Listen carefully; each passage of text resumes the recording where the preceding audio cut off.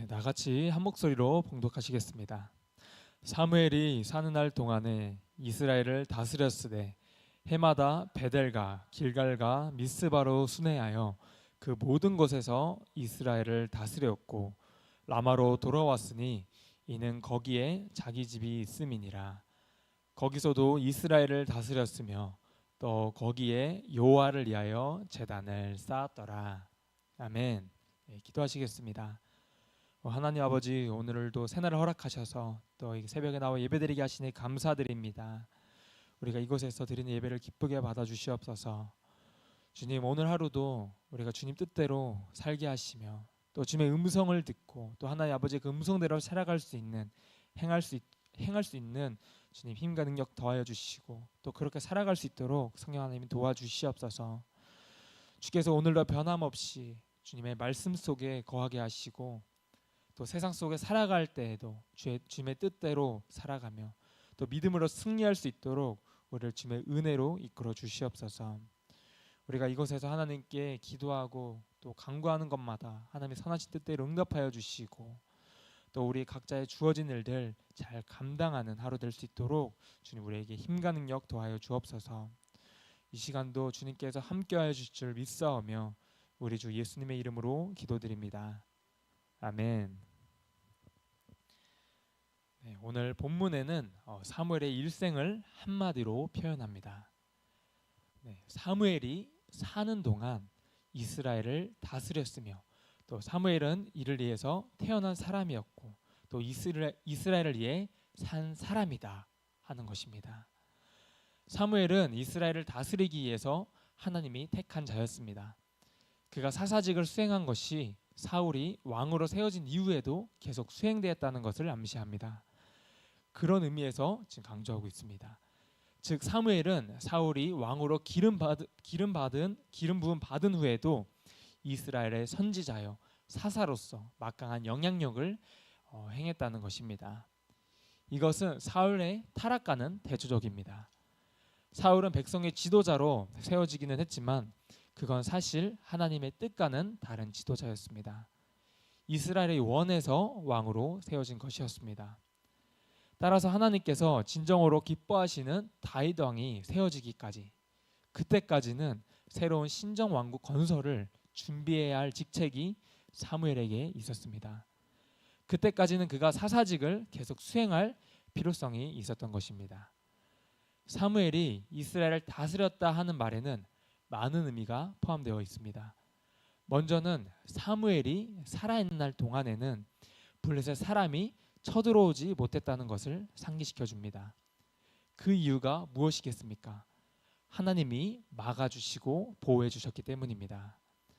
즉 하나님이 사무엘과 함께 하시고 또 하나님의 사람이 이 백성들 속에 있었기 때문에 저 백성에게 쳐들어가면 안 된다는 것을 블레셋 사람들이 알았습니다.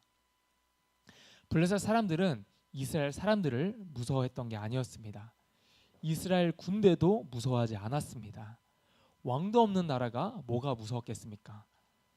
그러나 하나님은 두려워했습니다. 하나님의 사람을 두려워하게 되었습니다. 그러니 감히 쳐들어가지도 못했던 것이죠. 그러므로 사무엘이 살아있는 날 동안이라는 말은 이렇게 해석할 수도 있겠습니다. 여기 하나님의 사람이 살아있다. 하나님의 사람이 그 이스라엘과 함께한다. 그렇다면 반대로 하나님의 사람이 보이지 않는다. 한 명도 없다는 의미는 무엇이겠습니까? 그건 멸망의 징조라고 볼 수 있습니다. 그리고 하나님의 음성이 들리지 않는다. 이 말은 하나님이 그들을 버렸다 하는 의미가 되는 것입니다. 그런데 이제 하나님께서 사무엘을 통해서 말씀하시고 또 하나님의 말씀이 이스라엘 온 땅에 울려 퍼집니다. 이 하나님의 말씀이 있는 동안은 절대로 이방 사람들이 쳐들어오지 못했습니다. 하나님의 말씀의 선포가 계속되고 있는 거예요. 그러므로 이스라엘 백성은 우상도 섬기지 않았습니다. 하지만 이 말씀이 끊어지게 되면 어떻게 됩니까? 바로 또 우상을 섬깁니다. 참으로 인간의 연약함을 우리가 볼 수 있는데요. 계속해서 이 하나님의 말씀을 듣지 않으면 꼭 다른 무언가를 대체할 것을 찾게 됩니다. 하나님의 말씀을 따라서 또 이스라엘이 순종할 때는 우상을 섬기지도 않았고 또 하나님의 보호 가운데 그 나라도 굳건히 섰습니다. 사실 이스라엘 가운데 무슨 군사력이 있겠습니까? 왕도 없고 정치적인 조직 이런 것도 제대로 갖춰지지 않은 나라에서 오늘날로 보면 이 무정부 상태라고 할 수 있는 상태였습니다. 그런데도 어느 이방 나라도 이 백성을 넘보지 못했습니다. 왜냐하면 하나님께서 함께 하시니까요. 여기에 참 자유가 있고 참 평화가 있는 것입니다. 우리는 이것을 알아야 되는 것이죠. 특별히 하나님의 말씀에 대한 소통이 있었다는 것입니다. 이 말씀이 무슨 말인가 하면 사무엘은 하나님 앞에 기도하고 또 하나님 그 기도에 응답하시고 백성들은 모든 문제를 사무엘과 의논했습니다. 그리고 사무엘은 기도하며 또 하나님의 말씀을 듣고 그 문제에 대한 해답을 백성들에게 알려주었습니다. 이처럼 하나님 앞에서 이런 친밀한 관계가 있을 때 어느 백성이든 어느 나라든 평안하게 되는 것입니다. 이것이 바로 축복입니다. 그래서 우리가 기도가 끊어지면 안 된다고 말하는 것이죠. 그러니까 정치적으로나 경제적으로 안정이 될 수밖에 없었던 것입니다. 왜냐하면 하나님의 뜻대로 살게 되니까요. 그러나 반대로 이 말씀의 소통이 끊어지면 어떻게 됩니까? 어찌할 바를 모르다가 당장 눈에 보이는 대로 우상을 만들어 섬기게 됩니다. 그래서 다시 국가가 국권력이 약해지는 것이죠. 그럼 이방 사람들이 그걸 그새 알고 또 군사를 이끌고 이스라엘을 쳐들어오게 됩니다. 그러므로 우리가 하나님에 대한 이 말씀의 교통 이것이 계속해서 이루어져야 함을 우리가 깨닫게 됩니다. 그게 사무엘이 통치하는 동안에는 있었다는 겁니다. 그래서 평안했다는 거예요. 이건 군사로 막은 게 아니었습니다. 하나님께서 막아주신 것입니다. 하나님께서 이스라엘에게 건세를 주셨어요. 하나님의 능력, 이방 사람들에게 이스라엘을 두려워하는 마음을 주셨습니다. 이게 영적으로 두려워하게 되었던 것입니다. 이스라엘은 하나님이 함께 하시는 백성이다. 그 의식이 있었기 때문에 두려워하게 되었다는 것입니다. 그래서 그 땅에 평화가 있었습니다. 참 중요한 또 대단한 말씀이에요. 그러니까 사무엘이 다스렸다. 이스라엘을 다스렸다는 것은 어떤 정치적인 술수를 써서가 아니었습니다. 힘이나 군사적으로 한 것도 아니었습니다. 사무엘은 오직 하나님의 말씀으로 이스라엘을 다스렸습니다. 영적으로 다스렸습니다. 사람의 이 마음을 감동시켜서 자발적으로 순종하게 만든 평화였습니다. 계속해서 본문 16절을 보시면 사무엘이 사는 날 동안에 해마다 베델과 길갈과 미스바로 순회하며 그 모든 곳에서 이스라엘을 다스렸다고 나옵니다.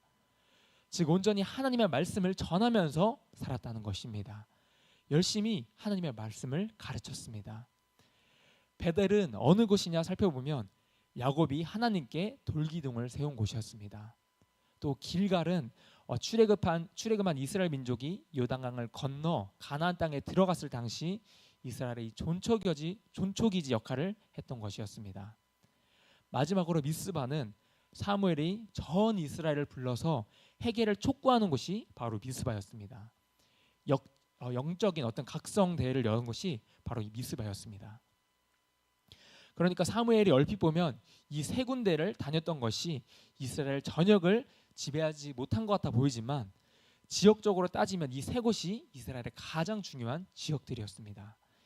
이 세 곳만 다녀도 그의 영적인 지도력이 전역에 미치기에 충분했습니다. 사무엘은 이처럼 이것저것을 순회하면서 하나님의 말씀을 계속해서 가르쳤습니다. 하나님의 말씀으로 이스라엘을 다스렸고 백성들을 섬기고 봉사했습니다.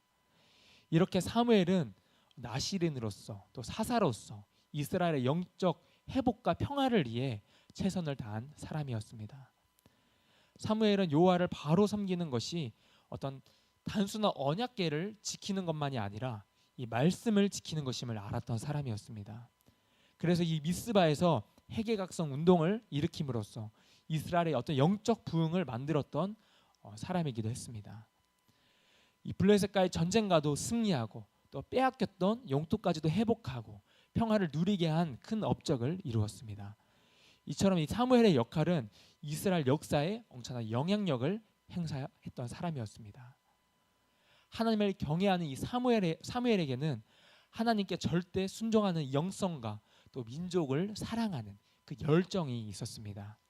이런 헌신이 모든 지도자에게 필요하다는 것을 우리가 배우게 됩니다.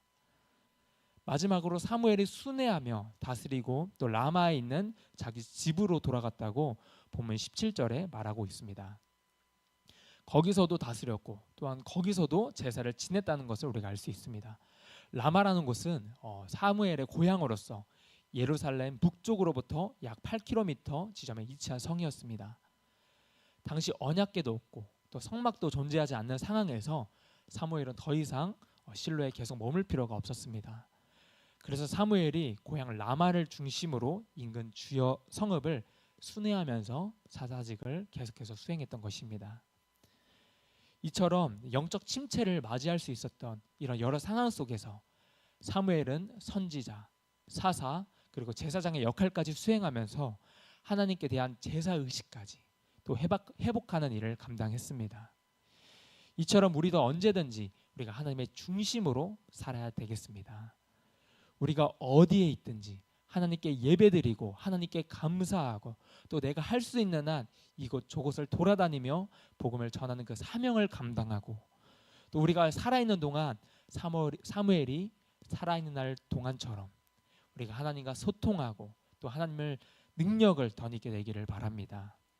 그래야 주님으로 인해 승리하는 우리 모든 성도님들 저와 여러분들이 되시기를 예수님의 이름으로 축복하고 소망합니다. 기도하시겠습니다. 하나님 아버지, 오늘 이 아침에 또 귀한 말씀 주심을 감사드립니다.